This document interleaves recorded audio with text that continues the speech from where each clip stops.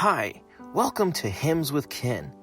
This channel exists to reach those who are not in a position to go to church to participate in worship, to those who have never heard or miss hearing these powerful hymns of the church. My prayer is that you would be ministered to by God's Holy Spirit as you listen.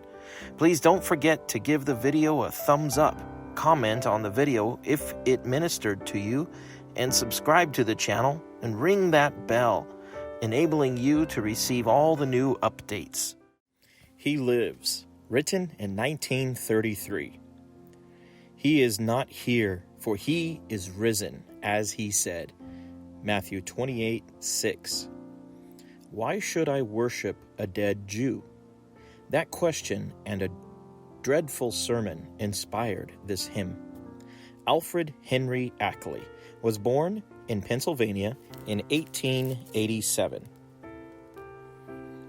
Alfred's older brother, Bentley, was also a renowned gospel songwriter who traveled with the Billy Sunday Homer Roadiver evangelistic team as pianist. Bentley later became a composer and editor with the Roadiver Publishing Company, writing over 3,000 hymns and gospel songs. But this story is about Alfred. He showed great promise as a child, and his musician father personally tutored him before sending him to New York City to study music. From there, it was on to the Royal Academy of Music in London. Alfred then returned to the States to attend Westminster Seminary in Maryland, and he was ordained into the Presbyterian ministry in 1914. After pastoring a church in his home state of Pennsylvania, Alfred was called to a congregation in California. It was there, in 1932, that Alfred met a Jewish man to whom he began witnessing. But the man resisted the Christian faith, saying, "Why should I worship a dead Jew?" That statement played on Alfred's mind as he prepared his Easter Sunday message.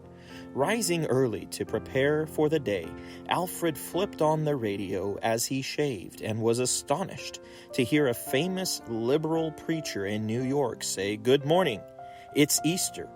You know, folks, it really doesn't make a difference to me if Christ be risen or not. As far as I'm concerned, his body could be as dust in some Palestinian tomb. The main thing is his truth goes marching on." Alfred wanted to fling the radio across the room. "It's a lie!" he exclaimed. His wife rushed into the bathroom asking, "Why are you shouting so early in the morning?" "Didn't you hear what that good-for-nothing preacher said?" Alfred replied. That morning, Ackley preached with great vigor on the reality of Christ's resurrection, and he did the same at the evening service.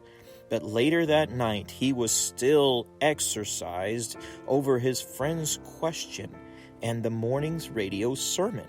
"Listen here, Alfred Ackley," his wife said at last. "It's time you did that which you can do best. Why don't you write a song about it, and then maybe you'll feel better?" Alfred went to his study, opened the Bible, and reread the resurrection account from Mark's Gospel. A thrill went through him, and he began writing the words to "He Lives."